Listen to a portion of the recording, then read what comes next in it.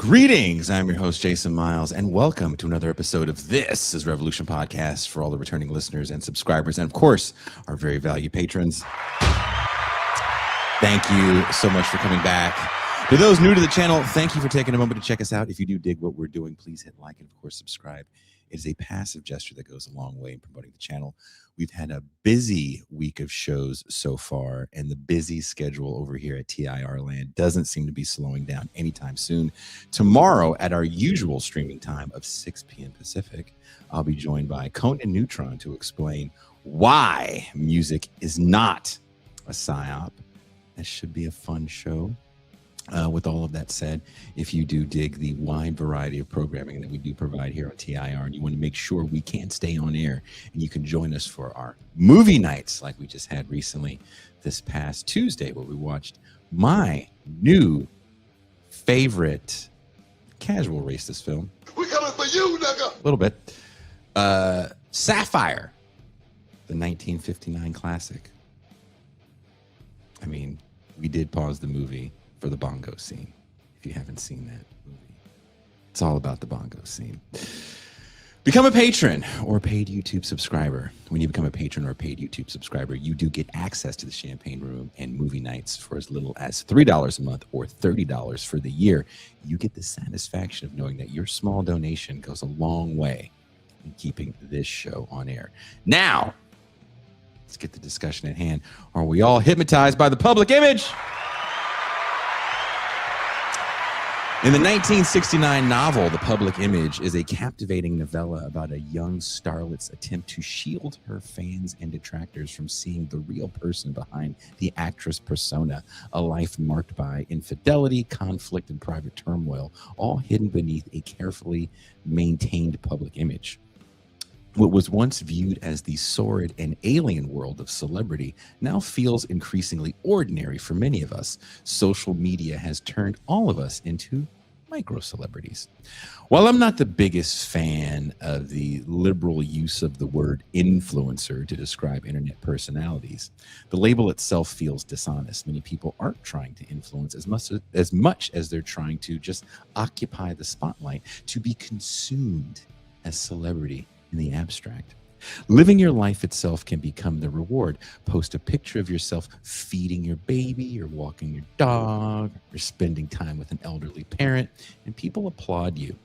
How does that shape the way we present ourselves once we've experienced the rush of that attention and validation? No one is immune to the lure of that level of appreciation. It is the new intoxicant. There are countless books, podcasts, and documentaries about the dangers of the manosphere, steroid culture, and even the misuse of weight loss drugs like Ozempic. But how much of this is also connected to the instantaneous recognition people receive from selfie camera confessionals, body transformations, and the performance of self? Living in the public eye is no longer reserved for Hollywood elites. It is increasingly the condition of everyday life. This corner of the internet has made celebrities out of little-known college professors, political commentators, streamers, and public intellectuals. Even media personalities like Hassan Piker occupy a kind of celebrity space not unlike Susan Sarandon's, except one is often framed as cultural entertainment, while the other is granted the authority of political seriousness. Why? How does the left celebrity protect their public image? One must say the right thing, but who determines what that thing is? Is it the chorus of fans and commenters? Is it analytics? Is it polling on your Patreon audience to ensure you're delivering exactly what your paying supporters want? From labor leaders to news readers, celebrity has become the drug of choice, but the delivery system isn't a needle or a glass pipe. It's staring into the black mirror of a screen and pressing go live. Then it's showtime. We give the public exactly what they want, but how much of ourselves do we lose in that process? Today, we'll discuss the public image and the grip that public performance and the maintenance of image has on society as a whole. To have this conversation with me, there's a power-packed panel of professional people, starting with The man of the Mau Wow Hour. He's the Prince of Miami. He's the Pascal Robert.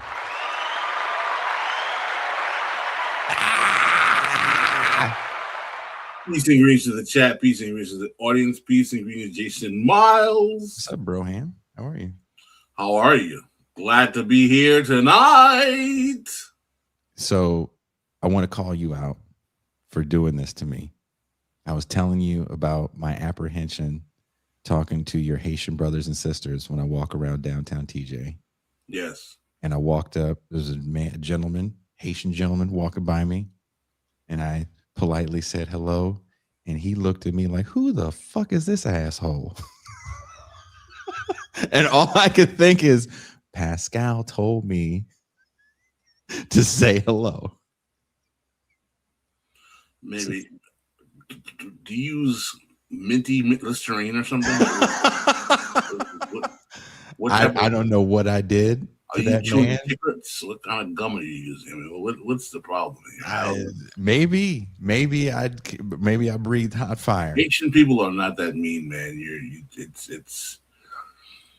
They're not. They're maybe it's a product of being in Mexico, and they just think that you might be the ops or something like that. I'm a dark-skinned Mexican op. They might be confusing you for a Dominican. Who can be, Well, this young person is often confused as Dominican. Please welcome M. Toussaint.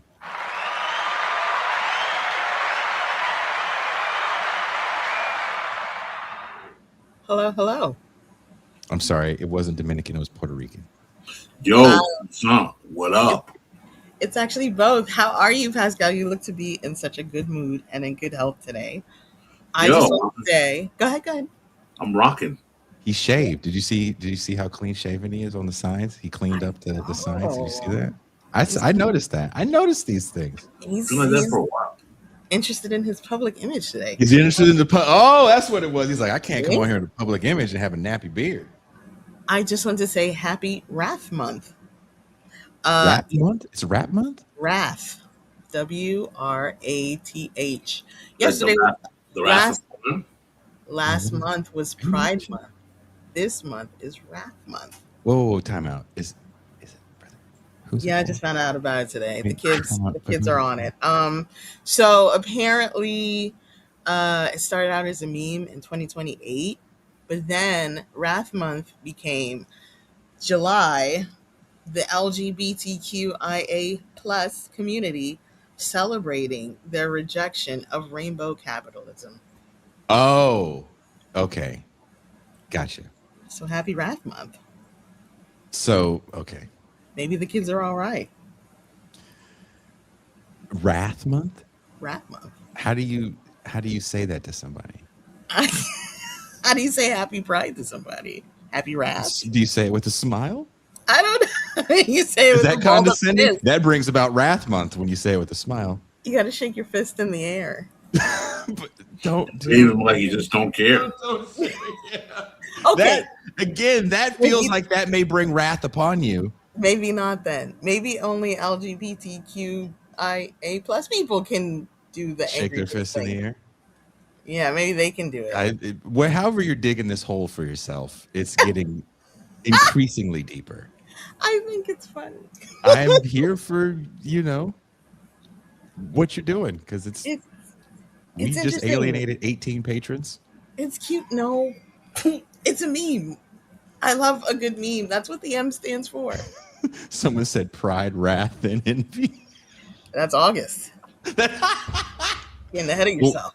We have one more guest here to have this conversation with us, journalist Annie Levin. Hello.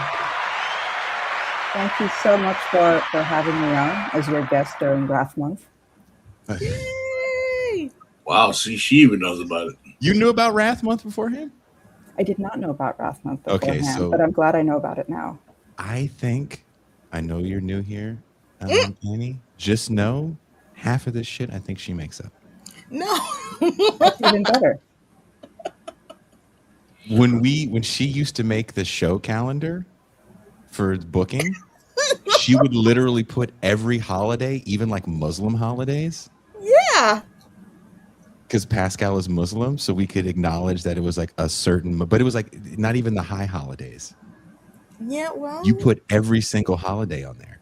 I put the Jewish holidays on there too. You put Arbor Day on there. That's important. We need To who? trees.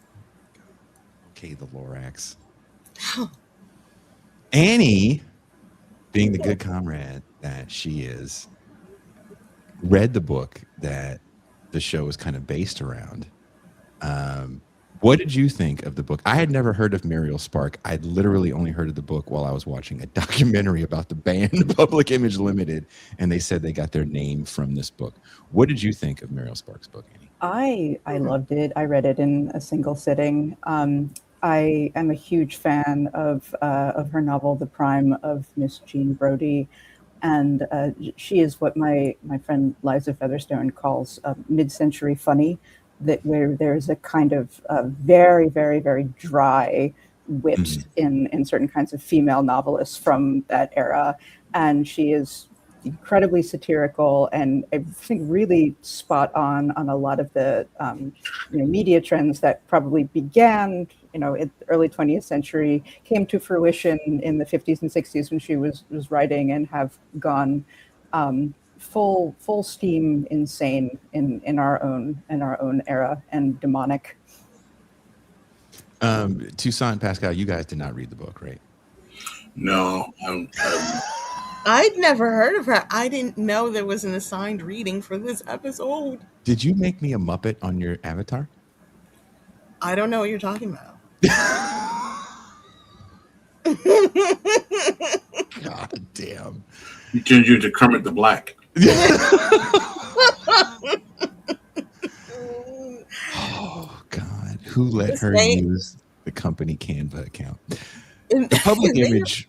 It may or may not be Muppet Jason at the Tianguis. I'm not at the Tianguis in that picture. I'm actually at the underground mall. It's called Pasaje Revolucion. Oh, sounds appropriate. Yeah. I'm so mad at you. The public image was written in 1969, but its concerns feel remarkably contemporary. Annie, what do you think the novel understands about celebrity and self-presentation before social media existed?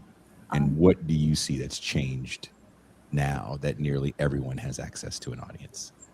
Well, what was stunning about reading the book and looking at what the main character, how she responds to her celebrity and to the way that the media portrays her, is just how normal it seemed to me. It was like, well, of course she's going to mimic what in her real life, how she is portrayed in magazines. That makes perfect sense. That's how everybody does Instagram now. And it seemed what seemed strange in reading the book was the way that the people around her were respond to her, pretending that her husband hasn't killed himself, pretending that things are not the way that they are, and that she is in fact being a very, very mentally unwell person in how she is responding to like the circumstances of her life. And in the novel, it just people are treat her like she's a crazy person. And I'm reading this book going like, yeah, okay, yeah, that makes sense. Yeah, I might do the same under those circumstances. That makes perfect sense. And if I had that kind of celebrity, of course, that makes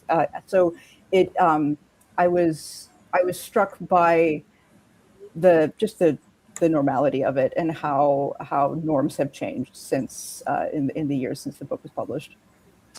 Do you, Pascal, think that there is a bit of a normality in thinking that we're all kind of a little more important than we are with the advent of social media? And kind of like I hinted in the introduction, like you can get so much validation with a post of doing the most benign thing that years before would have been something that no one would have seen that didn't know you personally. Like, for example, just dealing with your child, right? There's so many videos that go viral of someone just talking to their child and may have a cute little answer. Like, that's going to be the horrible story that you tell your friend that doesn't have a kid.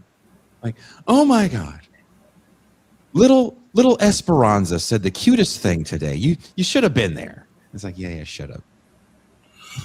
No, that's a really interesting point, because I think that human beings we all have some level of ego from the nature of being members of society and growing up in society. But things like social media, particularly things like Instagram, feed that ego in a way that I think is somewhat unhealthy in the worst possible way. It just breeds a certain type of narcissism.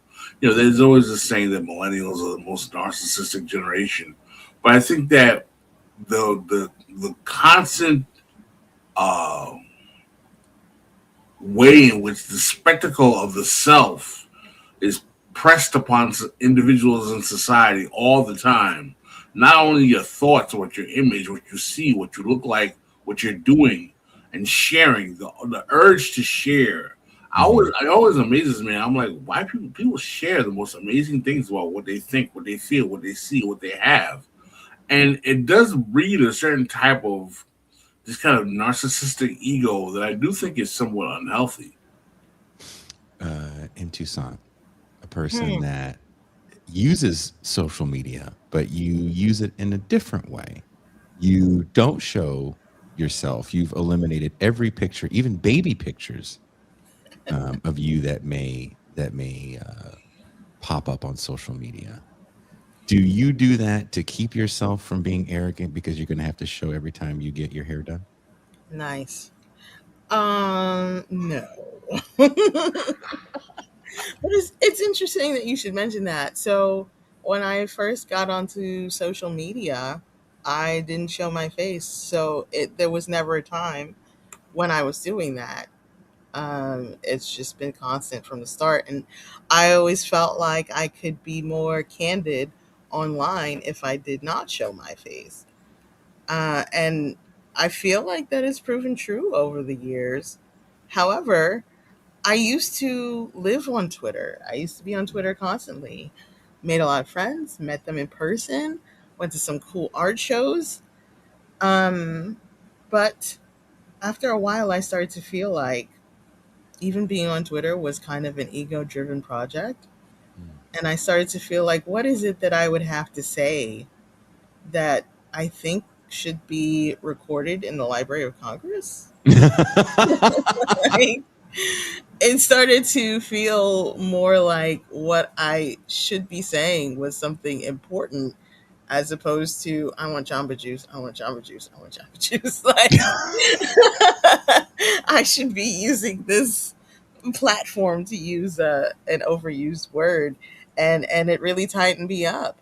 And I never really went back to Twitter in that way. I didn't feel like it was an outlet. I felt like it was, I guess, I don't know, a place to go if I felt my ego was big enough in the moment. Hmm. Yeah. I have a question I want to ask Jason, as a matter of fact. Oh Jesus! Uh-oh. Do you? I mean, not just Not the Jason, father. but all of our all of the crew that we have with us today. Mhm. Do you guys think that things like social media could only exist in this particular moment in American capitalism? That it's a particular creation of a confluence of realities of the market combined with the history in which America renders the individual and American ego that would make it possible? Could another society have created these technologies, or is it a product of the particular way in which America and capitalism combined to make it a product of this moment in time in this Uh, place? Imagine how horrible it would look in the '80s. I mean, we were not doing our best Hmm. style wise. Style wise, we weren't doing our best. You and I would have had a shag. You didn't like the flock of seagulls hairdo? No, we weren't doing our best. Oh. We weren't doing our best. Um, I don't know. That's a good question. I think it has to happen in this time. I don't know if we're ready yet to be the center of attention like that. We're still doing group things in the '80s and '90s. Even though if you read the book Bowling Alone, those things are starting to taper off, especially when it comes to labor unions and things like bowling leagues. But we still have things like Little League and you And the know mall. and the mall. We have third spaces. I think the blow up of social media really helps because There's not a lot of third spaces. I don't know if you guys agree with that, Annie. Yeah, I think social media is at least a little bit a product of how the people who created the internet uh, think of their social relationships, and we now, like, our culture now mimics that, um, the culture of the of software developers of Silicon Valley, um, and that's not good. I think we have turned ourselves into commodities as a direct result of social media culture, um, and this has, among many other material influences, this has caused us to lose our third spaces and lose a lot of human interaction. And they do still exist. Like, I'm in a choir in New York City. I'm in political organization, and I do a lot of I exist in a lot of third spaces. But this is like incredibly unusual. Yeah. Even in a huge metropolitan center like New York City, people are not going to restaurants. They are staying in and watching Netflix and ordering Grubhub, and not talking to people in person outside of their roommates or their family. Tucson. I mean, I don't know. I think in New York City, because I'm also in New York City, there's so many opportunities to talk to people that it almost feels like staying home and ordering in and turning down the opportunity to talk to more people. It's fine. You can step out your door and talk to literally anybody. They may or may not talk to you back, but I mean, you have constant opportunities, so it doesn't feel like a loss, I think. I don't know, maybe I'm wrong. I know that, the city's known for restaurants, and people aren't going to restaurants as much anymore. They're just like places that make the food that your delivery person, picks up and brings to you. I did not have to wait considering where I was staying in New York. I was shocked at the amount of not waiting I had on what I thought would be a busy day. My last day there when I went to go have breakfast. I was like, oh, that's interesting. But I think that plays to what you're saying, that everybody's getting everything delivered. It's a fast city. And I think the people who make the food also know that you have to be fast for the people. Even the little carts on the street, the little bagel guy, the hot dog guy, he knows to hurry up. There was still third space. There's third spaces now. I mean, it's super hot today. I was in a cab rolling past the Met, and there's still people milling about out front on the steps. I mean, Uh, you and Pascal had to have some place to do your breakdancing moves when you brought out the cardboard and the linoleum, and you had your double dutch thing going on. yeah, I used to joke that my friends and I would go to the Russell Simmons Community Center, and then we'd say, "Ha ha, ha, it doesn't exist." Anymore. Well, he's not a nice man, and he never made one of those. Jason But thinks that everyone who lived in New York grew up in the hip hop movie Wild Style. And Beat Street. And Beat Street. And Beat Street. Don't forget Beat Street. Those are the and two things that you guys grew up doing. growing up in Queens, our third space was the street or our yards. I Those are mean, different things, dude. Those are you totally can, different things. Either you're from the well, suburbs or you're from the hood. Which one are you from here? I mean, 50 you're a Cent. child. Well, that's Queens, though. That's our part of Queens. It's sort of both. It's like urban suburbs. And so, yeah, I mean, to hang out with other kids, it's not like we were going to work or anything, but we were in the streets. We have trees. That's why Arbor Day is important. Try to tell you. I watched recently, I think I was telling you about this before Annie came on, when we were in the virtual green room. There's a show that you haven't been telling me about, and I'm really upset about it. Oh, You didn't tell me about it. It's called, is it Couples Therapy? oh yeah. Oh my God. I love that show. Is it on Netflix? I don't know what it is. It showed up. You guys know my algorithm is trashed. So much. It's trash. It's But such anyway, abuse. I see this show. I don't know if you're familiar with this show, Annie. It's called Couples Therapy. It's It good. is exactly what it sounds like. It's real. It seems to be real people. And I say all that because, you know what you're signing up for. It's not like you were in therapy and some guy busted in like the Kool-Aid man and goes, "What if I paid you guys $4,000 to air these grievances on Showtime?" Like that didn't, right? You knew what you signed. You signed up to go and air your grievances, to go to therapy, which is probably one of the most intimate things. How many relationships end because someone in said relationship doesn't want to go to therapy? How many relationships end because you go to therapy? Like it is so intimate. Couples therapy is the most intimate, the most intense form. The most intense. And this is not just hetero couples, everything you can imagine. It's producer's dream. A producer's dream.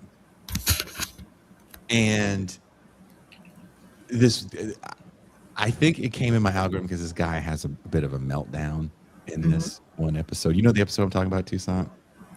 You were telling me a little bit about it before. Where he has the meltdown and he kind of turns into a T-Rex, which I've never seen a person, an adult.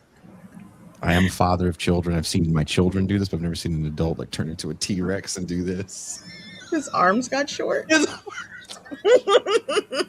Wow. And part of you is like, this is personal, but it's also like, at what point in society, speaking, and I say all this to try to answer your question, Pascal. There's a saying that we have over the last, I don't know, maybe 10, 15 years or so, TMI. This is too much information. That is such a saying for today. Do you remember what the old Facebook used to look like, where it was like mood? And it was like your name and then the mood you were in. So if you go see an old Facebook post of back in the day, it kind of reads a little weird because that's how you wrote your little post, right? But to get to this level where literally the most, it's hard for the people in the room, because the thing that's hard about couples counseling is you're going to be faced with the worst parts of you. All the things you've been ignoring for however long you've been alive, all the things you've been projecting on your partner, you're going to be faced with that. And to put a camera on and to have a doctor there, it's like, man, do you think this would have existed, Pascal, 30, 40 years ago?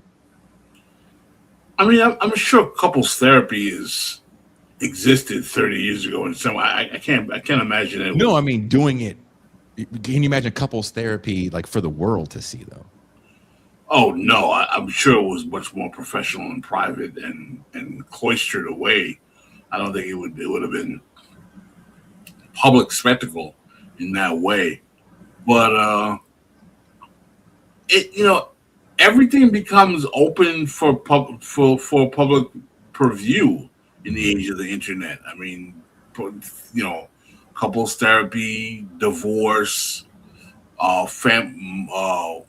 family tragedy, everything, trauma. Think about how much people try to turn trauma into something that becomes like a likable event, like saying get likes for the trauma, or GoFundMe. How everything becomes some kind of event to capitalize either with likes or with monetization. So I do think that this moment really heightens the degree to which these realities become more foisted upon society in public thoroughfares. Annie? Yeah, so I think that, in therapy in the 70s, for instance, which could get pretty kooky in certain circles, certain forms of group therapy could be very exhibitionist. But I think what is new right now from the show you've just been describing is the monetization of it, that it has been people liking and putting their relationship out there as their fucked up relationship out there as a product to be commodified. I don't know.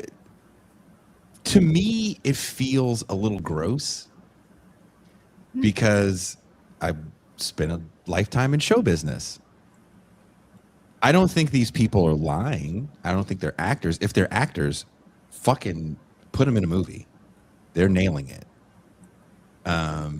This isn't Jerry Springer. Or even the court shows. A lot of the court shows were all fake. You'd show up, okay, you're going to be the defendant, you're going to be the plaintiff, and this is what you guys are going to do. Go, right? So we've grown up watching a lot of fake reality television. This doesn't feel as fake because I don't think it has to be, but I think that we live in a moment now where people feel comfortable to be on camera to that level because they are these perfectly crafted public images, and they're like, well, I get enough likes on my posts.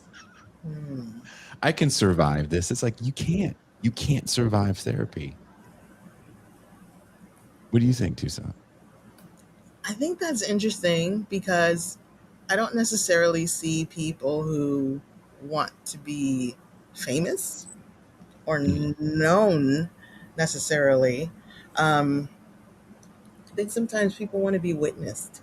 They want witnesses.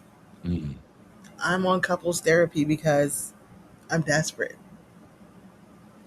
This guy is always telling me I'm angry, but he never wants to talk about why I'm angry. Are you seeing this too? It's the reason why a lot of people go to couples therapy in real life. They want a referee, Yes, but they want the referee to be on their side. Agreed. I But agree. if you do it on a show, you'll have a lot of referees. But you don't need to go on a show, right? You have the show in your hand, and you can hit go live, and you can air your grievance, right?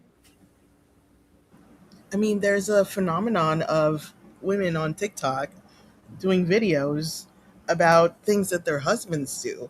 Like the woman who said her husband made her lunch, and when she takes everything out of this gigantic paper bag, it's old Chipotle, an apple, a can, and dog food with the note that says, "Don't forget to buy more dog food. We're almost out." Wow. That's the lunch he packed. And she's posting this and she's like, "Are you seeing this? Ha ha ha, my husband is so wacky." Do you and all think the that's comments real? are like, "No, your husband's a dick. You need to leave this marriage immediately." So she's not even necessarily getting what she thought she would get. Most people who go viral don't expect it or plan it. But I think she wanted some kind of witness. Isn't your husband like this too? Is it that, or do they just want an audience? Maybe. Is that a Like sin? another thing I've seen, and I don't know how much apparently I spend too much time on these goddamn reels, but there's another genre of video of fake couple revelations of cheating. Have you seen these? No. Yeah. Do tell. So usually it's I caught you cheating because you did something stupid. And one was I caught my husband cheating because he was like casting something on his phone to the TV, and a text message came in from the side chick.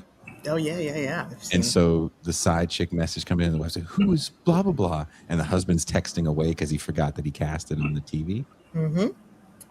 And then they have like this fight, and then the video cuts off. My first thought was like, well, who's recording that? Yeah. Like, who would record that? That's if it's real, and it didn't end up not being. They have a bunch of these videos, but if it was real, why would you want to record that? I guess. I think the thing is, some people are always recording. The question is, why did you clip it? What did you leave out? Why did you post it? That makes me think of questions about these people who are like married, but they're content creators online. You see them on Facebook and Instagram. It's like, how do you actually live your life if it's everything is online all the time?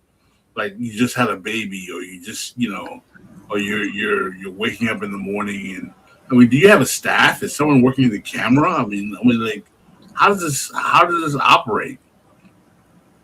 Is the monetization really worth it? Yes.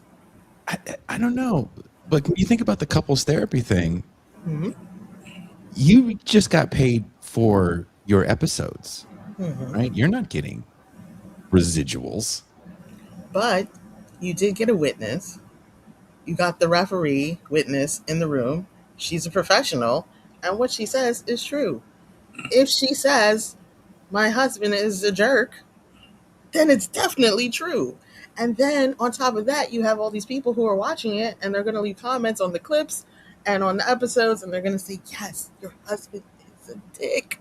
It is confirmed. I mean, some people are genuinely like, it's an overused word, but some people are gaslit, you Yeah, know? And yeah. maybe your partner is gaslighting you all the time. Like, no, it's perfectly normal for me to come home at 3 in the morning and not tell Oh, you where I was and blah, blah, blah. And then you start thinking, well, maybe that is normal. Maybe other people are doing this. And then you have this experience and it's like, no. And some people want that. They want a big thing to correct whatever they're experiencing. And they'll do something kind of desperate, like go on Love Island or couples therapy. wow. You leave shows filmed down the street from my house out of your mouth. Your apartment is Love Island. I wish. I'd be so much more chill if that was the case. Love Island. Next door. Ladies. No, my apartment is Sad Guy Alley. Yeah, and there's no alcohol. There's no alcohol in here. It's just incel. Fucking, I got this incel dungeon I made here in my guest room. Come check this out, man. Why are you running away? Annie, what do you think about all this nonsense that we're talking about? Well, I think that when you are getting a lot of attention on social media, and it is, even when it's negative attention, I think it still gives you that dopamine fix.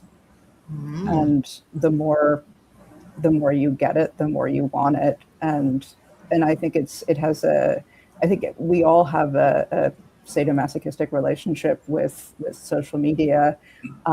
Just like regular, normal, non-celebrity people have that. So when you are getting, tens of thousands, hundreds of thousands of likes and reposts, and people are looking at your shit every single day, then you're like, then it's a shot in the arm. You need that intravenous solution every single day, and even when it's bad for you, and it's bad for you, you want it even more.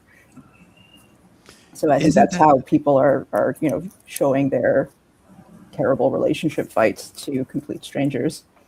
Isn't it the scary part about social media, though, that kind of negative interaction where, for example, if I post something, it's never me because I don't post. I have a show if I want to say something, and I have the ability to write things and publish them myself, or with magazines in left spaces.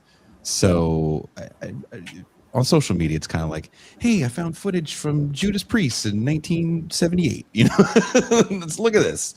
But I have friends that love getting in, and they probably would disagree with me saying love, but they get in these arguments with people on social media that seems, it's not fun. And the few arguments that I've got into, I do have to thank MT for scolding me a couple times until it really settled in that this was not healthy for anyone. And also, when I do date someone and she's like, what's wrong? I'm like, can you believe fucking Foot Fungus 49 just called me a motherfucker and I'm not a real, like, they look at you crazy. FF 49, really? Hate that guy. I hate Foot Fungus 49, dude. Such a dick.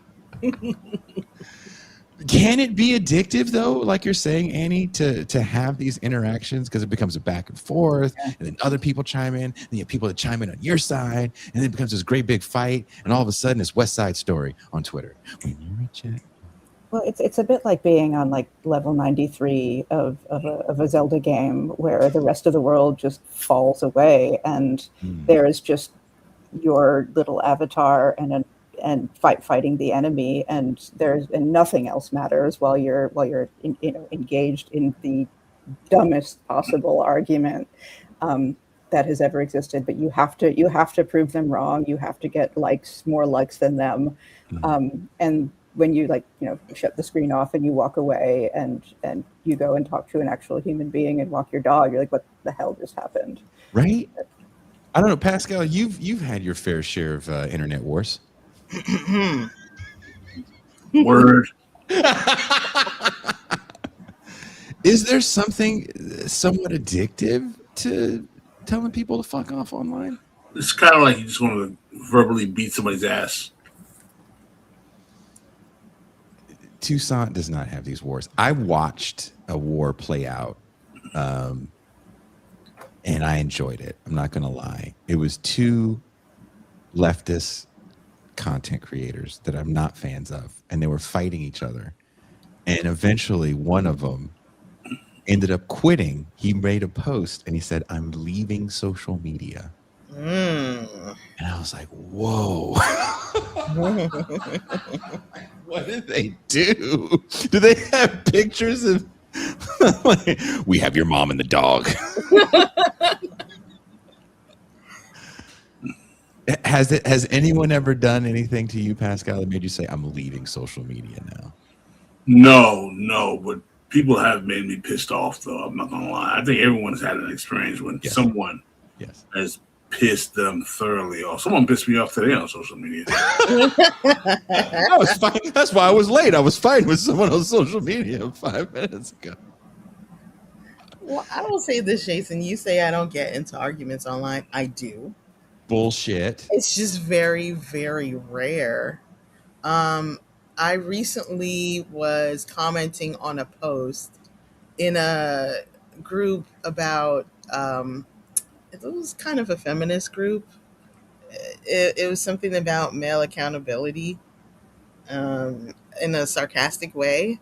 And so you post examples of men not being accountable or whatever, right? So this lady posts this whole thing about Rose McGowan taking down Harvey Weinstein. And I made a comment, and I don't think it was entirely on topic. But looking back, I don't think her post was entirely on topic. She and I got into it, and I realized that my avatar at the time, of course, was not me.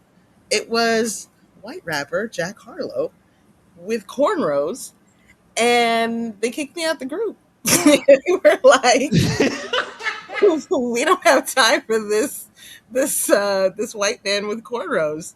He's terrible, and we hate him." Somebody made a comment about Cuba. Really? From the most recent show, they were like, a white person can't mention racial alliances or some shit like that. I think I saw something about Yeah. that. People definitely make assumptions online. They also assume that your avatar is you. I mean, this avatar is not me in some way. But they do assume that your avatar is you. Yeah. And sometimes that fuels fights. I did get into a fight with somebody. It was this black guy who he was a hotep, and he worked out a lot. So he puts this inflammatory post out there.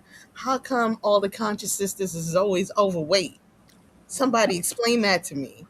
And I was like, oh, well then. So I start tapping away. Well, Mr. Steroid Man, some of us have a thyroid condition. Well, yeah. So I started saying all these things, and then in the middle of it, the doorbell rings. And it's my uncle. And he doesn't usually drop by. It was really unusual to see him.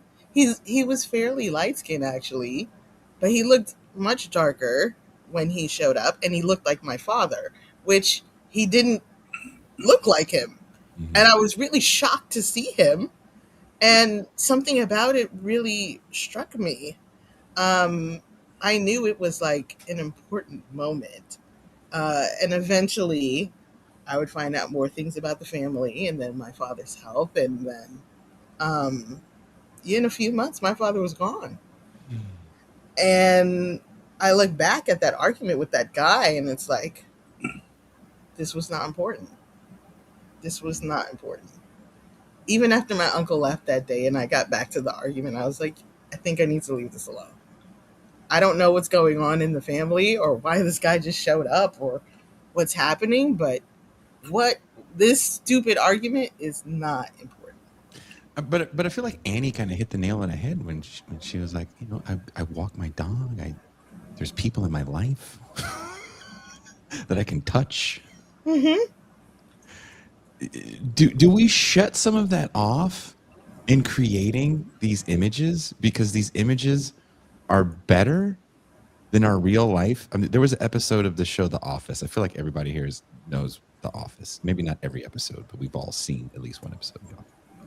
There was an episode where Jim was effing with Dwight, and Dwight was playing Second Life. So Jim created an avatar for Second Life, but slowly he was having fun.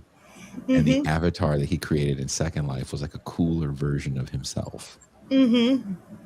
Can we do that, Annie, with these public images? Can we make a cooler version of ourselves, a more badass version of ourselves? Because I feel confident that most of the people that fight online are never going to walk up to you in your face and tell you to go fuck right off. Yeah, I think that is incredibly true. I've experienced this a lot in left political spaces where people can get incredibly spicy with each other on X or Facebook or wherever, and then you see them in person at the bar at the DSA meeting, and it's like, oh hey comrade, what's up? There's no animosity whatsoever, and the conflict is just like you're in the fighting zone, and that's what you do in the fighting zone. You hurl garbage at each other, and it's almost like a video game, like I was saying before, or some kind of a sport that we get obsessed with, and then we turn the TV off, walk away from our screens, and the world disappears, and we can be human again. Pascal? No, I think there's truth to that. I think Annie's right on the money. Is that Jason just said something that's very true. Is like the rage of the moment of screen beef, keyboard warriors or keyboard courage is one thing, but the in-person nature of confronting people with that same anger, I think it really disappears. It doesn't maintain itself. I also think that there's, as someone who at one time whose profession was about making arguments on written words on paper, there's something about that kind of creates a certain type of adrenaline that is different than the actual altercation of seeing someone face to face and be like, you SOB, your mama. Yeah. Yeah. If you remember, we did a LA show, and up until the LA show, there was Anna Kasparian was going to be on the LA show with us, and this is right when she had said something that pissed somebody off. What did she say? Birthing person? I don't want to be called a birthing person or something. Yeah. Or did she say like homeless people are homeless? She said something about homeless people or her vagina. Either her vagina or homeless people in her vagina. Two things happened. Wow.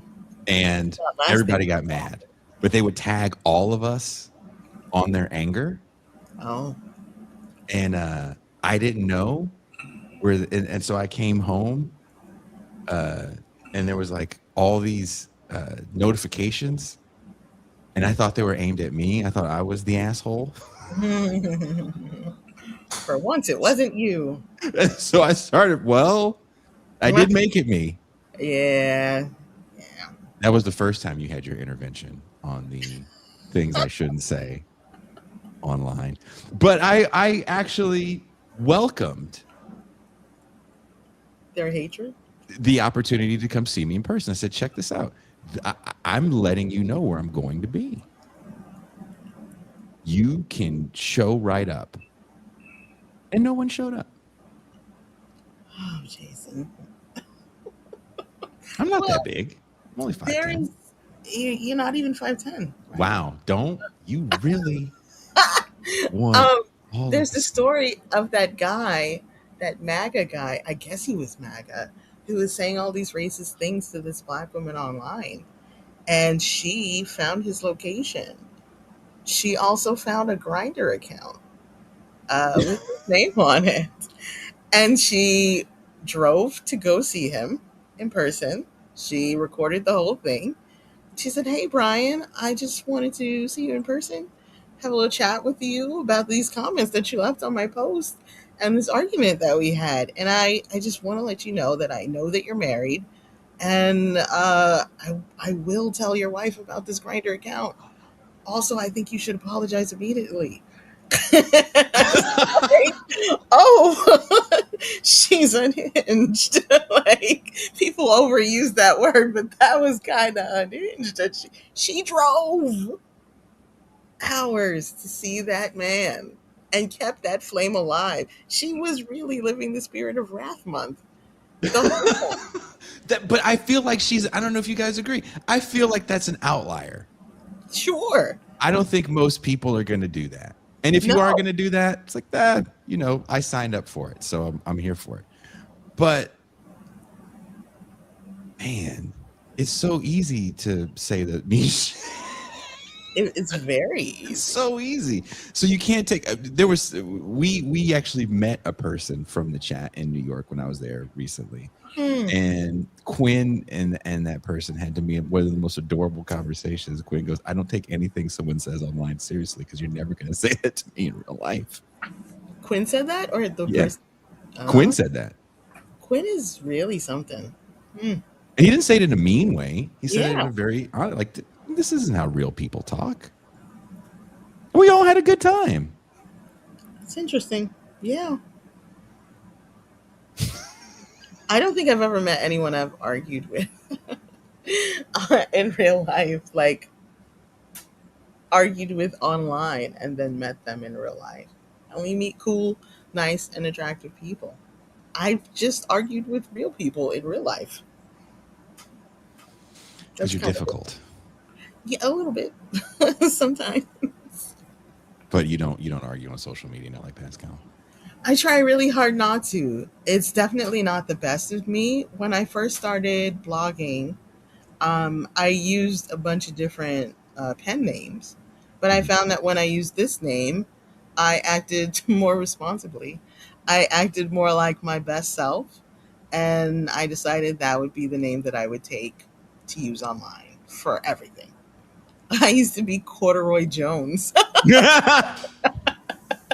That's the blackest name ever. It's really stupid.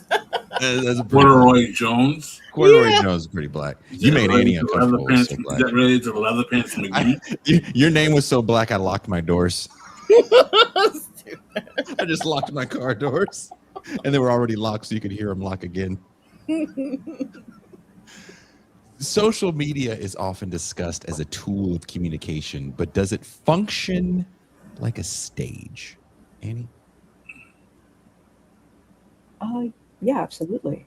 It functions as a stage. I think we are using social media as a stage right now. Shitting on me, Annie? Not at all. I'm just kidding. I kind of, in some ways, wish people used social media more as a stage and took stages more seriously, and took their performance as a as something more real and less personal and more political than it actually than they wind up doing, putting all of this like personal nonsense on social media when we could be doing so much more interesting things with that much communication. Pascal?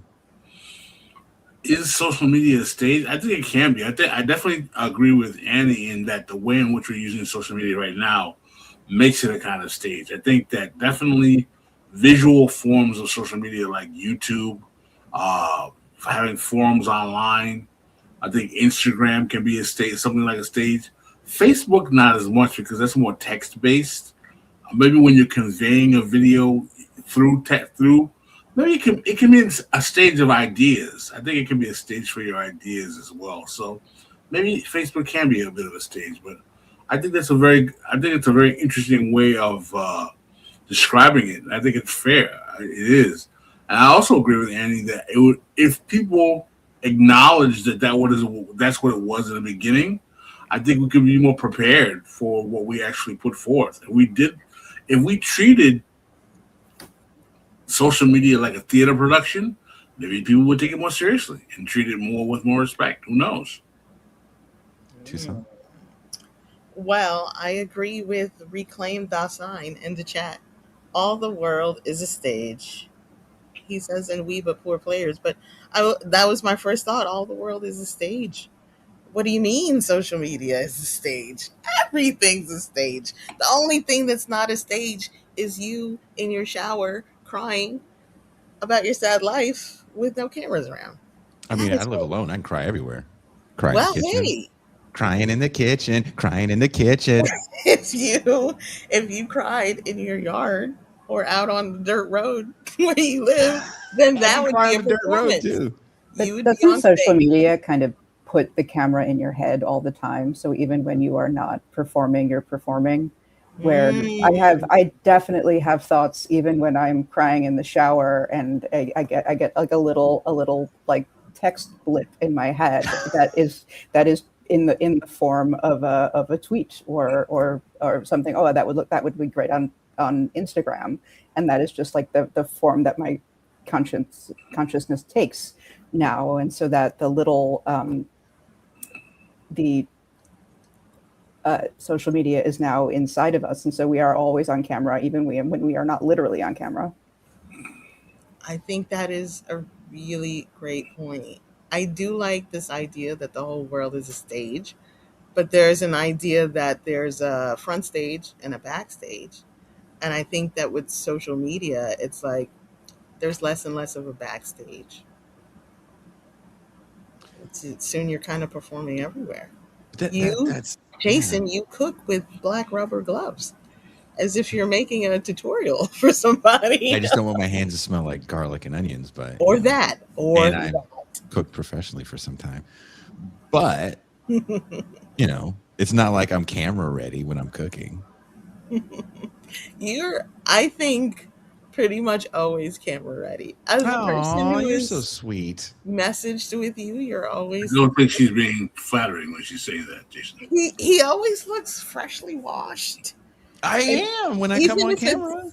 Even if he's wearing like a washed out Coachella shirt, he kind of always looks like he's gonna sell you Axe body spray for older men.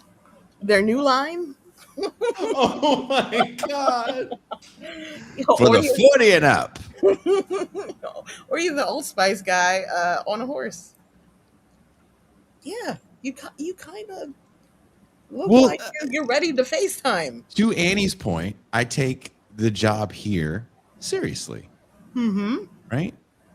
I think there's this thing that people do where there's this idea of authenticity. And one of the reasons why I wanted to do this show is I feel like in our world especially, authenticity is viewed as something that's to be taken quite seriously. Like, this is the real deal. This is an authentic person in their leftism. And it is a bit of a performance. This is a show. I always call this a show. I don't call it generic content. This is a show. We, a lot of times, all of us spend hours with notes, reading books, crafting questions, writing introductions. Like, this is a real production here. And I want people to appreciate that it's a real production. 25 years ago, you would have watched this on television. We'd all be in the same room. There'd be different cameras that someone would tell you to look in. And that's how this would work. And there's this idea of this is so authentic. This is real. I'm watching the real thing. It's like, well, what is the real thing? A lot of these people are crafted personas. Mm-hmm. And for these people that are streaming, to me, the big difference between streaming and what it was to be a celebrity many years ago was, A, you made enough money that if you had some successful pictures or TV shows, you had downtime. And you usually had that downtime where people didn't see you. Now, it's all about people seeing you everywhere, all the time, doing everything from your couples therapy. You know, Kanye West is, I can't think of a person in any genre of music that's been popular for the majority of their career. Since he's had a record deal, that dude's been pretty popular. And rap used to be this thing where you had a 3 to 5 year lifespan because generally people grew out of whatever you were saying. People are literally maturing with Kanye and people like Drake. You know, he's been doing this for over 20 years. That sounds insane. The Beatles only lasted, what, 8? And he has all kind of breakdowns live for us, to the point where, do you like his music or do you want to watch the breakdown? Do you want to watch the Kanye show? You're not allowed to break up with celebrities anymore. It's like you're not allowed to break up with friends or lose touch with people because everybody is just on your feed every day. Keep going. Preach. Yeah, and I think, you know, you had me on in the show because I wrote this article about Chris Smalls earlier this month that went a little bit viral, a Jacobin book review, where I kind of talk about the different iterations of Chris Smalls, the former Amazon labor union president, where he started off as a worker in an Amazon warehouse and then became this labor leader, a very heroic one, a very good grassroots organizer. And then following their union election win, became a different thing, became somebody who was more like, he wound up getting into sort of bad conflict with his union, leaving the union, and then becoming a kind of celebrity advocate, activist, whatever you want to call it, and whatever he is now, and kind of just the result of talking about that trajectory just by itself, and presenting a more nuanced look at this person, across the board narrative, his like development as a person over the course of the last 4 years was, I think, very unusual for somebody from in the like influencer sphere that Chris Smalls exists in right now. And it got an enormous amount of enormous for a Jacobin book review, negative attention, as I think partially as a result of that. Pascal. Yeah, I remember that. I read that. It was quite fascinating. The reaction was it caused quite the brouhaha, I must say. I mean, what did you think of the brouhaha, Pascal? I To what Annie said about not breaking up with a certain kind of. I was surprised that many people were paying attention to Chris Smalls in the first place. I'll be very honest with you. I was like, wow, he's on this many people's radar. Mm-hmm. And then I realized that he was promoting a book. So, and then there was another piece that came out in Current Affairs at the same time. And I felt that the critique was, at first I was like, okay, are we criticizing his persona as a celebrity or the shortcomings as a labor leader? So I was kind of like wondering what is the overall larger beef that we have with him as a person. But I do realize he's as a person on the left of that notoriety, he is fair game. It's not like he's sacrosanct. He should be a hands-off kind of personality. It was just, I was just shocked that many people cared about him. Toussaint. To Annie's point about not being able to break up with a celebrity. I feel like we were never together. I cannot break up with Chris Brown.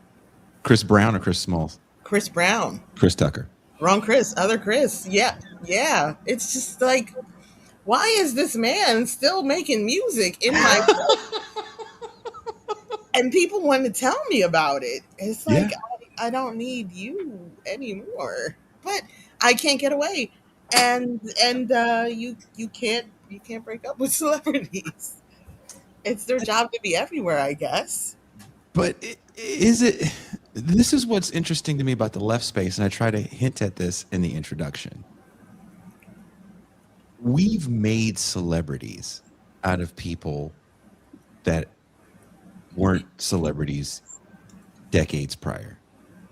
And I'm not just talking about streamers. I'm talking about adjunct professors. I'm talking about, people that would have maybe had some sort of notoriety for maybe their writing. But now it's like you kind of have to do the podcast. You have to do these things. And look, but some of my best friends are adjunct professors. So, but, jokes aside, labor leaders aren't, especially post Cesar Chavez. And I think there's a lot of things that happened as that piece came out, right? Like it also comes out kind of on the heels of a lot of people going, like people that never fucking knew Cesar Chavez. They're like, processing a lot right now. I'm like, why? You didn't know him. Are you mad that you lived a lie or something? Like, I don't understand. But there is a relationship that we have to celebrity in this universe that I think we can project something more serious than it is. And I think that's another thing that made these relationships so strong. And he's the only black person most white people know. We have to be honest about that. He's like the only one. Also the only... They even got mad at Adolph Reed. When it comes to Chris Smalls, I think he's also the only person from labor that anybody knows.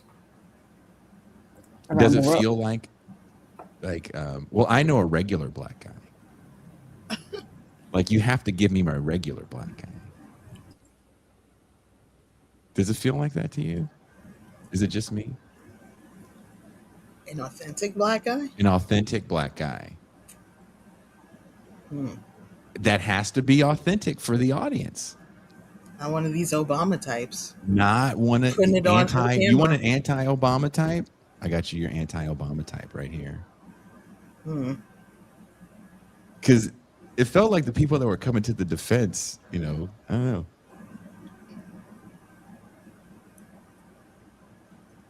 I don't want to say it, Pascal. You can say it. What? They wanted someone who could do the beatbox? What? Someone to spin on the cardboard.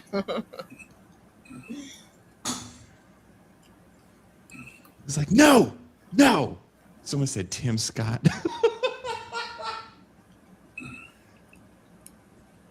I mean, He's an authentic black guy. Jason. Did it feel? I mean, I don't think it was a book review. First of all, I mean, the guy wrote a memoir, and not a manifesto. Wrote a memoir, and it felt like everybody was like, "You can't talk about it," in a way that felt a little condescending. Did you feel that way, Tucson or Pascal? What was I think what happened is that and the defense was condescending.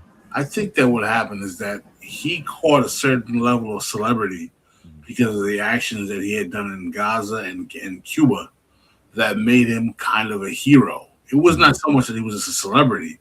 He was being viewed as a hero. And the piece in the eyes of many people who came to defend him was like, why are you taking out this guy who did these noble things, who did these wonderful things that none of you guys are gonna do. Nobody at Jacobin is gonna go to Palestine and help, feed the children, and no one's gonna go to Cuba and tried to give rescue aid to people down there. So how dare you take a shot at him for doing these noble, heroic things, divorced from the actual substance of the critique about what he was or was not doing as a labor leader. Because I guess the question is, well, is he a hero then? Is he just a hero in the abstract? I don't know. I don't know what I'm supposed to be rooting for at a certain point. First of all, I didn't have access to get the invite to go on to the flotilla. You don't check your email.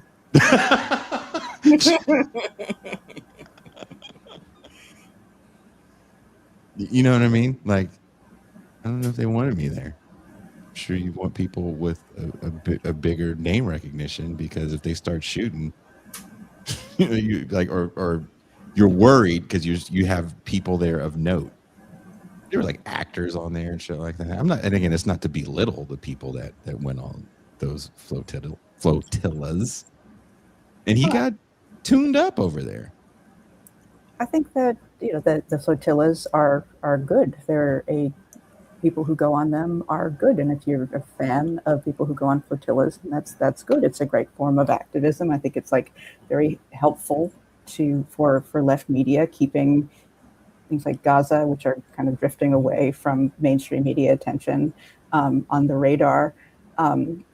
But to say that, well, because he went on a flotilla and went on multiple flotillas, then we can just kind of discount what happened at the Amazon Labor Union, even though Chris Smalls has been turned into this global celebrity as a labor leader. Meanwhile, the workers that he has made famous for leading are suffering, and they don't have a contract, and they've cut ties with him. And I think it's it does present an interesting question. Does the one thing make up for the other things? And I guess I don't really know. And certainly I'd like to know both sides of the story in order to make up my mind. I think it's okay to, like, I don't judge parasocial relationships harshly. I think it's okay to feel protective over someone you don't know. I think a lot of people look at people that they see on their screens as symbols. And I think for some people like Chris Smalls, not just him, are symbols of what that person would be like if they quote unquote did something. And so sometimes it's a really personal thing happening, and it's not even about, the parasocial relationship person. It's you feeling like you're not doing enough. And I don't want to see someone saying something I don't like about a person who is doing the things I don't do but wish I could do and know would be good to do. Do you think there's jealousy involved? Probably. I think a lot of people want to be famous. A lot of people want to be celebrities. A lot of people want to be known, and a lot of people want to be witnessed. And those are not all necessarily the same thing. Because I think a lot of people don't want to be forgotten. They wish they had gone out and done the big thing and saved the people. I think a lot of people have hero fantasies. They wish they were the good guy with the gun, or the person who told the guy to stop beating his wife, or, whatever it is. And when they see somebody who they think is really taking action, they might be really protective of that person, or jealous, or any number of things. I think there's a lot of levels to it. Is it kind of, it feels like the Smalls journey is a bit, for me, it's a bit heartbreaking. He came on the show like early on. I think before even Pascal was a guest. I think Chris was a guest. And we, texted back, off and on. Again, early on. And then you kind of saw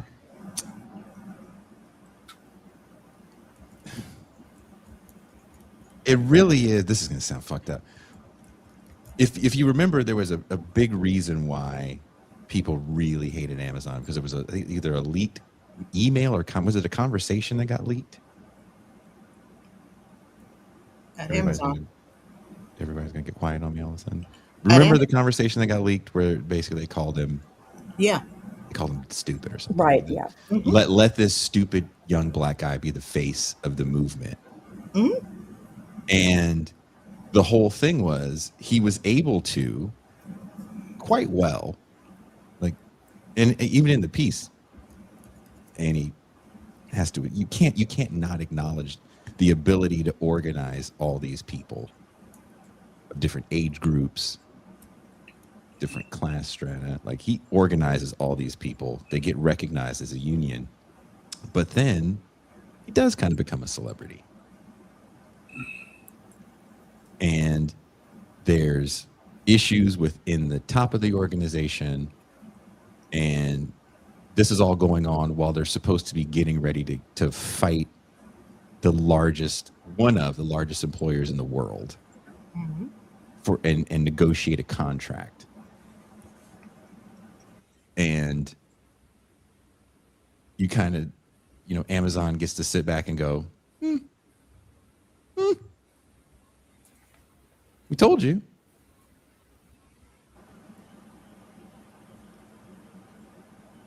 Yeah, I think Amazon feels vindicated. Wouldn't you? I don't believe there's a contract there.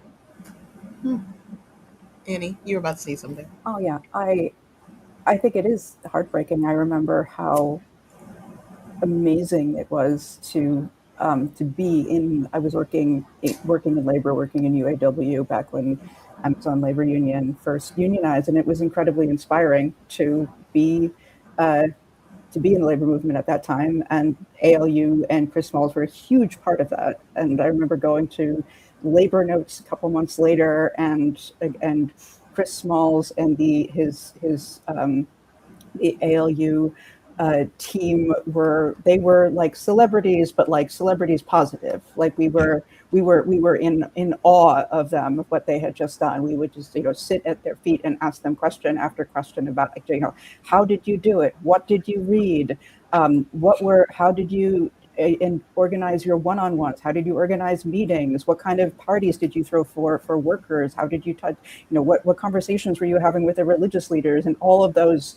All of that content, we were absolutely in awe of that. And then, fast forward a few months later, and I was organizing in my union, we had we were on strike, we had a picket line, and Chris Myles would show up at our picket line in this was down at the New School in 14th Street in Manhattan, and he would show up, and he would he would give a speech, and with my picket line, there were other picket lines where I saw this happening, and it was like, oh, Chris Myles is here, and it became like a regular presence in the labor movement. And then I remember getting to talk to my colleagues. It was like, wait a minute, if he's here, why isn't he there? Why isn't he in Staten Island?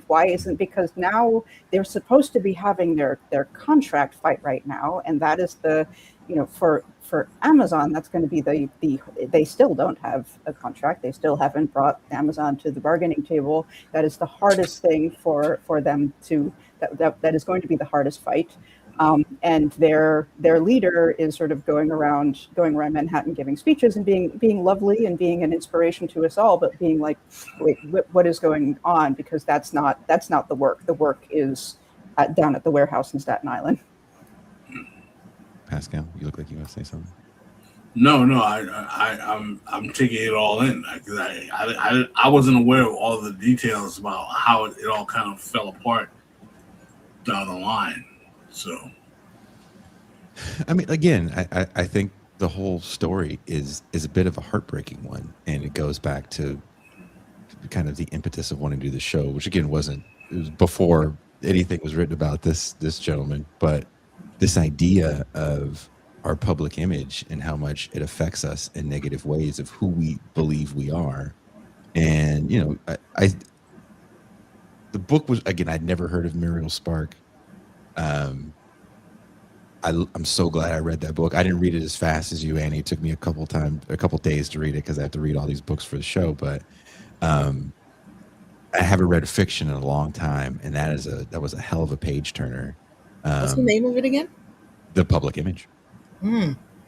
The woman in the book is an actress, and she's getting more famous, and she has a husband that I believe is either a screenwriter or a producer. Screenwriter, right? Her husband is a screenwriter, and he's very politically involved, and he doesn't necessarily, I feel like he doesn't get along with her in the same way she gets along with him, but she doesn't really care as long as there's a certain image the public understands of their relationship. She wants to have a baby. He does not. They have a baby. He's not happy about it. He actually has a mistress. She doesn't know who the mistress is exactly, but she knows he has a mistress. Doesn't care as long as it's outside of the public eye and they have an understanding of who he is. And as you continue to read the book, and you know the husband does this kind of horrible thing where he orchestrates a suicide to look like, was not a drug overdose, but what is it? Like she was having orgies. It's kind of hard to explain. Maybe he threw himself into a martyr's tomb and then sent his friends to his family's apartment to have an orgy while he was killing himself. Yeah. Wow. Yeah. It's a like I said, it's an interesting book. It's dark. Maybe would you call it darkly humorous in a way? Oh yeah, I mean, it's Muriel Spark is all just the darkest humor, and she's also just deliciously perverse in how she shows the husband and wife relating to each other, and how like the husband wants celebrity and as badly as the wife, and so the suicide orgy, death revenge is a little bit like he is trying in death to be as famous as she is in life, and to be as and to ruin her, to destroy her public image. That he is so loathes his wife, loathes having to be this person that for her public image, that he kills himself in order to destroy it. He like sends these letters to people basically saying that she would force him to do orgies and do a bunch of drugs, and she didn't even know what an orgy was, and she didn't do drugs, and like someone had overdosed at her house, one of these people that came here for the party. It's a crazy book. It's very short, but there's something about everything we've been saying today about the allure of social media and us protecting the image that we give off on this camera to a fault.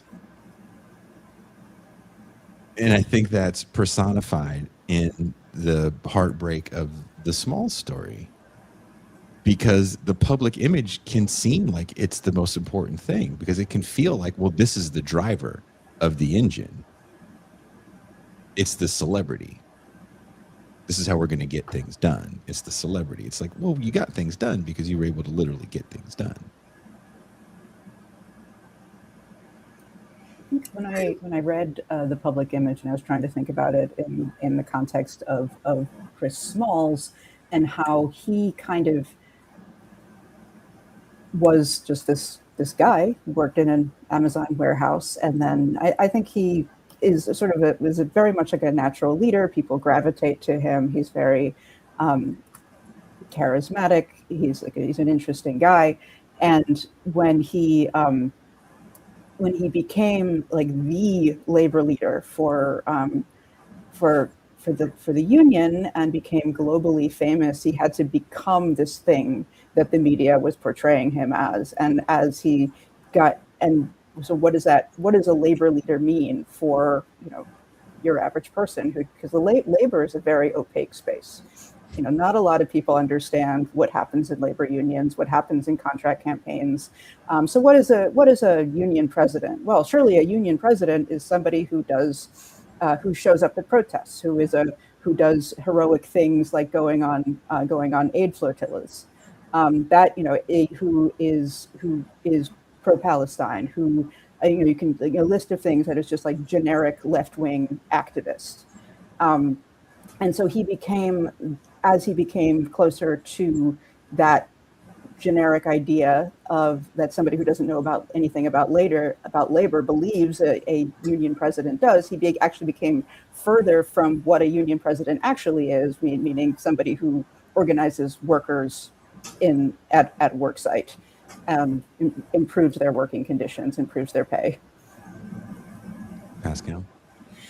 Yeah, that's a sad reality of this the nature of celebrity. That celebrity eventually took him away from the thing that he became famous for in the first place, and that he morphed into something else. And I mean, I don't know. I've never met him. I don't know him personally, but I could see it being a natural trajectory of fame. Fame is addictive, and I could see how getting sucked into the moment could force him to a position where the efficacy of the work that was needed to be done gets kind of left behind. Tucson. Interesting. I actually don't know that much about the guy, so I will admit that up front. Seems nice enough. Um, my understanding is that when he was at Amazon, he was a manager and He's he supervisor. Yeah. supervisor. Mhm. But he was one of those supervisors, like they don't make them like they used to. This is not like a Michael Scott manager situation. They're like hands on, very capable, often the one filling in, when someone calls out. They know everything the workers are doing, they know how to do it too, and they often do it with you. I had a manager like that. Um, Great guy. I think that makes a real difference in the workplace. So before he even got to any of the union stuff, I thought, hey, that's pretty great that this guy was respected enough by workers that they followed him. You know, I used to work in a warehouse. I had a really great manager, and it would be really cold in the warehouse. There was not enough heat. And he would say, come on, guys, we really got to get this stuff done. The reason why you're cold is because you're not working enough. Let's go. But he was working with us, he's packing boxes with us. And that's a different kind of person. So I already had a certain level of respect for the guy.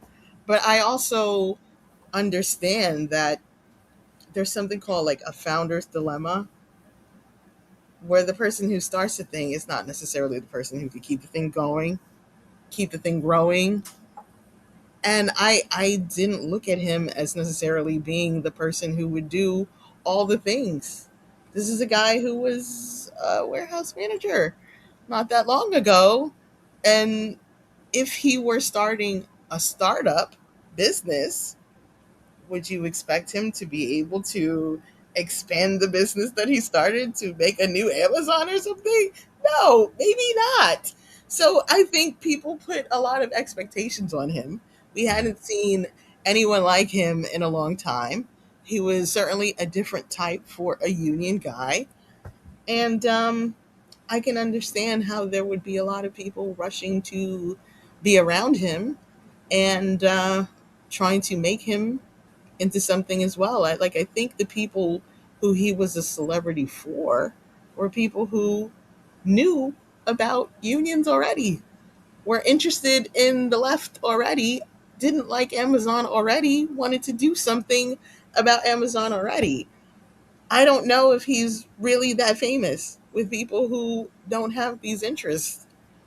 So I don't know. I feel like I can't really speak to how much he may or may not have been swayed by some type of celebrity. I just never had those kinds of expectations of him. I don't really know what to say. That's an interesting perspective to have, I think. I don't know how you guys feel. I mean, I look at a guy like that, and you get to a certain level of notoriety. And another thing people don't really think about is, well, how do you make a living after this? Oh You yeah. just said it. You worked at a warehouse. You worked at an Amazon warehouse, right? And this isn't to belittle his work background before that, but it's just I don't have a lot of options outside of this.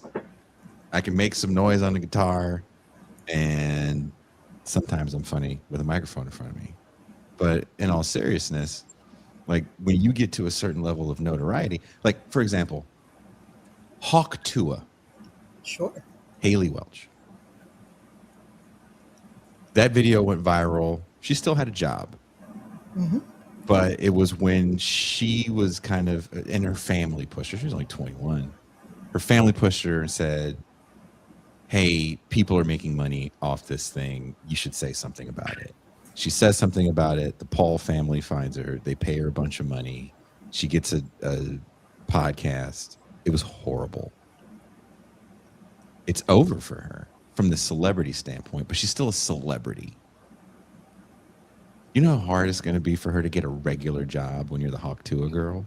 She's still going to be recognized. It's going to be a minute before she can just go get a job at, Applebee's and not get Yes, recognized. if as she the Hawk. wants to eat, eventually she may have to do that. She did a massive crypto rug pull, so there's always an option. She was used in that massive crypto rug pull. I feel very Sure. confident that she didn't wait for the Pauls to sign her and be like, so with her cigar, I got a plan. See, I don't think she had a problem with it either. But what I'm saying is, when you get to a certain level of celebrity, it's hard to go back to quote unquote normie world for a couple different reasons. Number one, it's just hard. Mhm. People tell you things like, well, we can't hire you because you're going to take away from it. It's like, look, I'm working at the Dunkin' Donuts here. What am I going to take away from the donuts? Mhm. And number two, it's hard on your ego if you were this person and now you're working at Dunkin' Donuts. That's hard. Yeah, yeah. I had a friend who started a t-shirt company that had a lot of success when he was pretty young. We were both pretty young. Um, yeah, but it's like after things aren't going so well, he didn't want to like work at FedEx or UPS, and he would rather just like hustle on the street. Mm-hmm. At least he's independent, and if somebody catches him, it's not like, oh, how the mighty have fallen. It's like, oh, he's still doing his own thing. And I'm like, I don't think that's a good choice. just they have benefits at UPS. But I understand. I understand. There's a lot of people in the record industry that this happens to. There was a guy, I Love McConan, had a big song. I think Drake hopped on it at some point. A lot of things happen in the industry. Suddenly he's working at like some restaurant, and people were taking videos of him like, this Well, man. remember when Elvin from the Cosby Show, Sandra's husband Elvin, was bagging groceries at a Whole Foods and people were recording him and they were laughing at him? Or Gary Coleman working as a security guard? That guy Elvin, the guy who played Elvin, was very humble about it. And he's like, this is a job. Yeah. I'm feeding my family. He had a great attitude about it, but a lot of people Gary, don't. Gary Coleman, when he beat somebody up that was trying to take his picture. Well, that's the thing about the ego, though, right? It's easy to be over. It's easy to be under. It's very hard to be just right. Yeah. How many people have you ever met that are just right? Everyone on screen. Ah. But, jokes aside, it takes everyone that's around you is benefiting from that celebrity as well. Sure. Right? Hey, get this guy to come to our thing. We're going to get, 200 people to show up instead of 25. We can charge $15 at the door instead of making it a free thing. Everything changes. And no one's going to be around you and tell you, hey, the goal is the thing you started with, and you can get disillusioned here. And no one that's being your friend right now and letting you in all these limousines and really cool parties, they're not going to be your friend on the way down. I think that was a part of the conflict that Chris Smalls has been having with like various DSA coded elected officials with AOC and Zoran posting on X. You used to you were always trying to be around me back when I was ALU president, back when we won the election victory, and now you won't return my calls. Now I haven't spoken to you for 4 years. I have friends like that. You think such a big deal with your podcast? No, I have a friend. I have friends. I don't know. You guys make fun of my high school. I have a friend. We used to all rap together. That's how long ago it was. And he ended up getting really good at that and was a ghostwriter for a bunch of people. And then he did go to school for film, actually, and he would write these scripts. And he got put into like an incubator program, and then he ended up writing for a show. Moved to LA, and we went to school together. We hang out after we had graduated. We were friends and always saw each other. I can't get this Negro to call me back. Oh, I'm like, but we was homies. Like, I don't want anything from you. I don't want you to. You live in such a different world than me. There's nothing you can do that's going to help me out, right? But I understand, and that really is how it is. And the thing is that makes it so hard. Try telling someone, "Hey, brother, you may not be this, sacred cow forever." This is extremely difficult to tell someone, and then try to keep them on task, especially when the task, there's a difference between being a labor leader and being a fucking rapper, right? Not for anything else. To a certain degree, you can't balance both. You really can't. And it's hard to tell somebody that. Again, I don't know who was in dude's ear. I don't know what they looked like. I'll be completely honest. If Norm Finkelstein told me, "Hey, you can't do X, Y, and Z," I might be like, "Do you really know what I can and can't do?" that's the thing. It's hard to tell a young person something. It's hard to tell a young man something. Hard, in my experience, hard to tell a young black man something. I had dudes in my face telling me that they were great. They were great men at 22. And I was like, if we're all black, I thought the definition of great would be like Black History Month face. Like somebody would put your face up in February. That's how great you are. You're not great. You're just a guy who came into some money. But you can't tell some people nothing. If you're young and you're popping and people like you and you're getting all news articles about you and stuff, it's hard to tell that person, "Hey man, what about your future? Where are you going to live in 10 years? Maybe take some of that money and put it away." People don't want to hear that. I want an Aston Martin now. I want a Ferrari. You never think, when you're in it, right? You never think that balloon is going to descend. It doesn't look like it's ever going to. Yeah. It looks like opportunities everywhere you look. The crazy part is like when you if you've hit a certain peak, no one ever tells you like, "Hey, this is as good as it's going to get." Man, No one says that. no one knows when they're at the peak. No one knows when they're at the top. Imagine going to Michael Jackson and being like, "Hey, this Thriller record." I mean, the next record's literally going to have more #1 hits, but you're never going to sell 60 million records again. I mean, It's a one-time thing, brother. As a young man who's You're popping, 21. Yeah, this is it for you, dude. Yeah, right. We Are the World and chill out a little bit with the monkeys.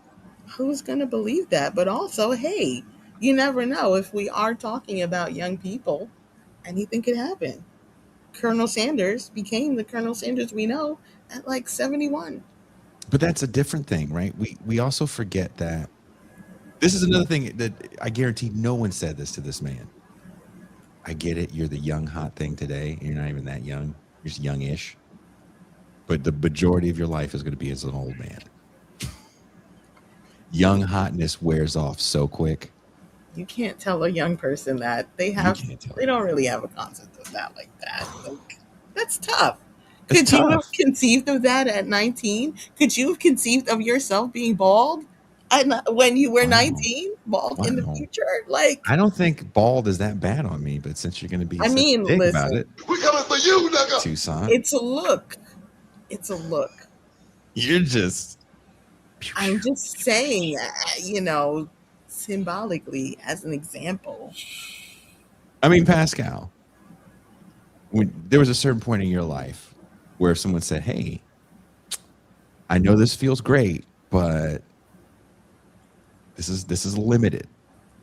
What would you have said to them? Fuck right off. Don't steal my shine. Don't steal my shine.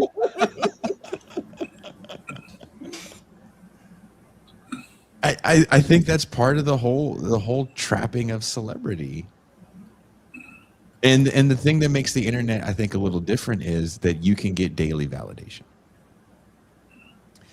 I watched an interview with Chris and Max Alvarez that happened actually after the Jacobin piece came out.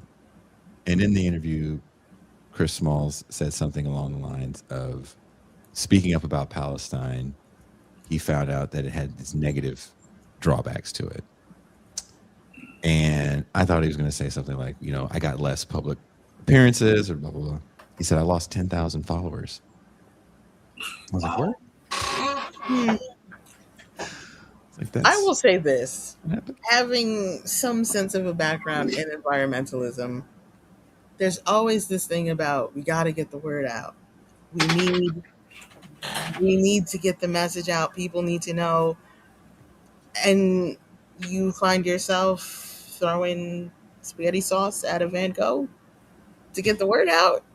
You will do anything. And I think that if you think having a big platform is going to be super important for the cause that you're working on, then losing 10K followers is kind of a big deal. Like, oh, I don't have the reach that I used to have. That was helping me do the thing and advance the cause. I can understand that.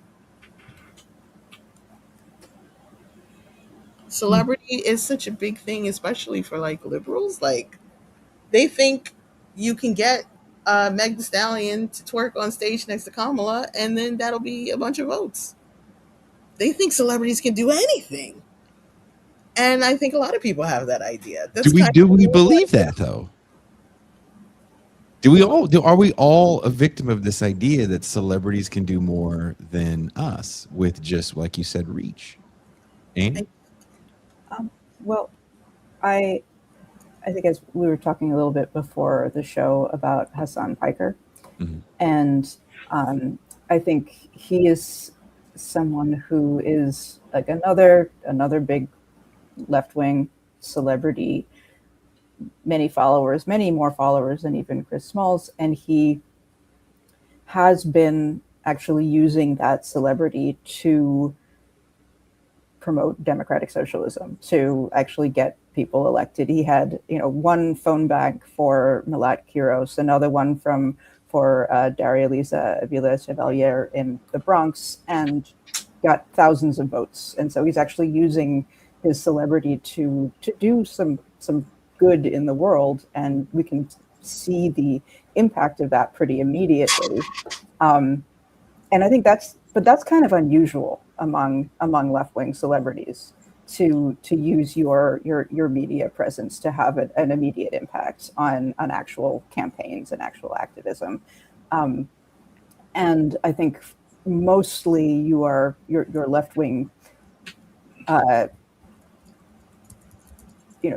influencer profile is for yourself, is for to magnify yourself, to continue influencing, to keep your celebrity going, to, in the case of Chris Smalls, to keep going on those speaking tours and keep getting keeping his name in the media.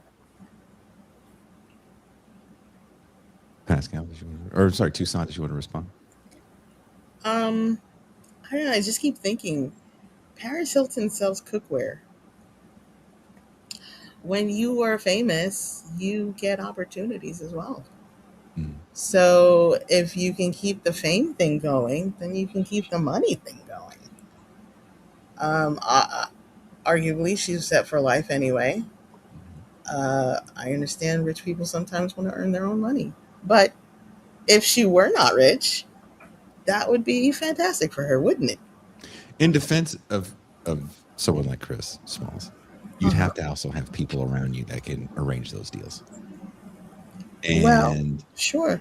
right, you have to have people around you that could say this person can sell cookware. You know, I is think that there's same person in his camp? I think there's also a pretty big difference between left-wing celebrity and celebrity. Yes. I think, and Toussaint was mentioned earlier, like most people don't know who Chris Smalls is. Most people don't know what the Amazon labor union is. I was talking about my article's virality to members of my family, and I had to like backtrack a whole lot because it was like, well, there was this. Well, you know what Amazon is. You know there had this union, and then that union had a president, and it was this guy, and I had to tell this entire backstory just to get to the just to explain the context that my article showed up in, and so this is not mainstream celebrity. This is a tiny pocket of the internet that is growing as the left gets bigger and more mainstream and more popular. But it's like we're not talking about Paris Hilton. Mm-hmm. And is there an idea though in this little corner of the internet that the little celebrity is probably bigger than it is to Sure. some to the outside public, the outside viewing public? Yeah. I mean, I don't know if I was on air when I was talking to you about this, but a friend of mine, thank you for making my picture large so everyone can see Muppet Jason. Um, or me. Maybe this is what I look like. Um, yeah, talking to a friend about, I guess, the 2028 or the next presidential election. We're talking about Gavin Newsom. And then I mentioned AOC, and he's a normie guy. He's like, who's that? And I was like, you don't know who AOC is? And I'm like scrambling to try to explain who she is. So I kind of get started, and I'm like, she's congressperson. She literally had a documentary. She's on tour with Bernie, blah, blah, blah. And he's like, I think I know who that is, but if this person is going to be trying to run for president, she's got to get her name out there. And it just made me laugh so hard. Like, how? I thought we were at peak saturation for this lady, but on the left and then also on the right. But no one in the middle really knows who she is the way we do. So yeah, I think it's definitely this fame thing is relative, and there is no real monoculture. So there's different pockets where different people can be famous. Aspen Gold is not famous in our pocket, and he's super famous in his. Is this I guess this is the final question I have for everybody. Is this the danger of this idea of the public image, that you don't have to be humble and understand who you are in the grand scheme of things? I lived in this warehouse in West Oakland, California, that I talk about all the time, where all of my favorite bands that I grew up listening to practiced and rehearsed at.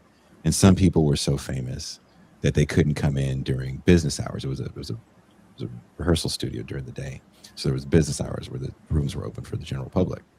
And some bigger bands had these monthly lockouts. One of those bands was Faith No More, and Mike Patton would come in like super early when I was like still cleaning the place, and I got to talk to him a little bit, super chill. But it would always put in perspective like who I was in the world. Like if I thought that because 25 people knew who I was in fucking San Antonio, Texas, it didn't mean anything because I live in a space where I see platinum records on the wall and no real quote unquote famous people that can't walk into certain rooms. And then the level of fame that that's that was big to me, but there were also like really, really huge stars that came in there all the time. Sean Lennon used to rehearse there with Les Claypool when they would do their yearly New Year's Eve show. The Angels came in there once. My boyfriend's back, and you're good. Those ladies came in there. But it puts into perspective kind of like who you are and where you sit in that world of importance. Does it feel like the internet takes that away, hierarchy, if you will, away, and we get to be number one in our own universes that we can kind of construct through social media? It's a very good point, because there's no checks and balances on the internet, right? You get 100,000 followers and you think you're Elvis. Annie, do you want to follow the Elvis comment? I think that social media dissolves some hierarchies, and then right after it dissolves them, it creates new hierarchies. Maybe even like within small, tiny pockets of the internet, like within the left. But they just wind up being recreated with the new people. So I guess it does create new pocket celebrities in that way. Tucson? I don't really know how to answer that. I just don't think social media is that bad. I'm not saying it's bad. I'm just saying, does it enable us to kind of carve out these little worlds where, we get to be top dog? Yes, and I don't think that's the worst thing in the world. You Really? can be kind of a nobody, I guess, in your town, your Palookaville, where you live. But online, you really know about Alaskan crab fishing. And you've become kind of a celebrity online for all the things that you know and can be celebrated for. I think that you can lose something if all the people that you have relationships with are only the people that are right next to you. Geography can be very limiting for some people. And when you get online, you have access to all kinds of people who share your interests, but not necessarily your geography. And I don't think it's necessarily a bad thing to be well known in your pocket online. I mean, we all have ego issues to manage, but we have those to manage offline as well. Maybe we should all go to couples therapy. Damn. I guess that's the follow-up show to this. Yeah. TIR crew goes to couples therapy. That would be awesome. And To get the another couples thing, therapy lady. To get the couples therapy lady on the show. she's good actually. I like her. She's so camera ready. She's always. Is that what you want to say right now? Is that what you want to say right now? She's racially ambiguous too. Yeah. What is she? Yeah. She's Jewish.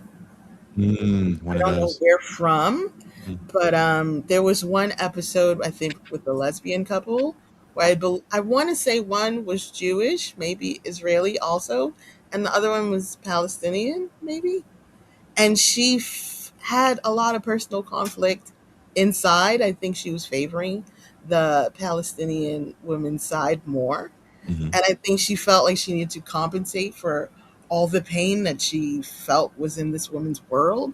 And it was like really in depth with her, like after the session where she talks to her therapist. And I was like, whoa, we're really getting into it on this show. Like, I didn't expect to know this much about this lady. And you didn't tell me anything about this show. She's racially ambiguous. I never thought I'd know what her race was. Horrible. But it all came out in that episode. Well, we didn't call her black like we did our one guest, Yeah. Thomas Zaitzoff. Do we call him black on air? Did I ask that question on We air? called Was it him a off air? mulatto. That's what we called him. In 2026, we call that man a mulatto. Thomas, are you? He laughs at it. He met me in real life when I did that speaking thing in the Bay Area and cracked up in my face as he shook my hand. Oh, Yeah. very good sense of humor. You have to have a decent sense of humor to come on the show. You do. So couples therapy for TIR. There was a super chat we got, and the person that gave the super chat, thank you very much, wants you to read this aloud. Me? Yep. Oh, Mercutio, I always get that wrong, says, sorry, TIR crew, but I can no longer support the channel as I recently found out that host Jason Myles lives in Rosarito, quote unquote, gated community. 3 exclamation 3 points. exclamation Jason, points. Yeah. in the month of wrath, would you like to explain yourself? There's a person that is some sort of internet personality that said they stopped watching this show because I said that I live in an all-white gated community. Which is a thing that people freely say. Like, yeah, I don't and I didn't. But it's funny. You live in a strated community, would you say? No. Actually, no. The man downstairs. Hey, well, you didn't have to dox him. And then Tom around the corner. Oh, and then the wild horses, and then the pack of you made me think about it. I was like, wait a minute. I was like, oh no, not at all. The multi-breed wild dog pack. Yeah. Yeah. They tried to punk me. Yeah. Someone said, who said that? I don't know the person who said it. There was I saw a thing and it said I stopped watching TIR because they live in a gated community, and I was like, that. I don't. Like, where did you get that from? That's pretty cool that you just made that up, though. I want to know more about my made-up life. The person got mad that I said that, and they didn't respond. And they said, well, I'm going to listen to these shows. It's going to take me a while, but I'm going to find where you said that. I was like, I didn't, because I don't. I mean, if you said it, you were joking. I've joked about all the white people that live here, but I've never lied and said it was gated. And even if it was, fuck right off. Like, that's why you stopped watching the show. It's lame. Do you or do you not have a gate to keep the horses and the dogs out? There is a gate, but it is not. It's not the community gate. Like, our apartment has a gate. I think a lot of people. There's a trailer park down the street that has a gate and a guard. So I want to see that person get mad at the trailer park people. Wait till they find out Pascal grew up in a house with 2 living rooms, and he currently has a pinky ring. I had a basement and an upstairs living room. It was not 2 living rooms. I'm going to find the episode where you said you had 2 living rooms. Wait till they find out that Annie doesn't have just a studio. They're like, what do you mean she has rooms? She has an extra bedroom. The fuck? Only 2 of them. And I share with another person. Oh my God. How dare you? Unbelievable. And you call yourself a writer. Jesus. Crying shame. Right? Next you're going to tell us you have a credit score over 700.